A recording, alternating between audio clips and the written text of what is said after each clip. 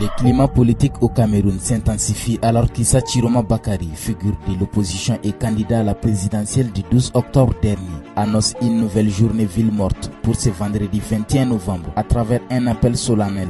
L'ex-ministre de la Communication et chef de file de l'opposition a demandé la fermeture totale des administrations publiques, des écoles et des activités économiques à l'échelle nationale. Ce mouvement, selon Chiroma, a destiné à rendre hommage aux victimes des violences post-électorales. Dans une vidéo diffusée le 20 novembre, Chiroma, qui se considère toujours comme le véritable vainqueur de l'élection, déclare que les personnes tuées par les forces de sécurité sont des martyrs pour la cause nationale. Selon lui, le nombre de victimes s'élèverait à 48, bien au-delà des 16 morts estimés officiellement par le gouvernement. Ces bilans non vérifiés par les autorités mettent en lumière la bataille des chiffres qui opposent l'opposition et le pouvoir en place. La journée ville morte qu'il préconise vise non seulement à honorer la mémoire des défunts, mais aussi à intensifier la résistance civile. Il l'a décrit comme un acte de recueillement et de solidarité nationale. Cette initiative survient après un ultimatum de 48 heures adressé à Yaoundé, exigeant la libération des détenus arrêtés lors des manifestations qui ont secoué le pays après l'élection présidentielle.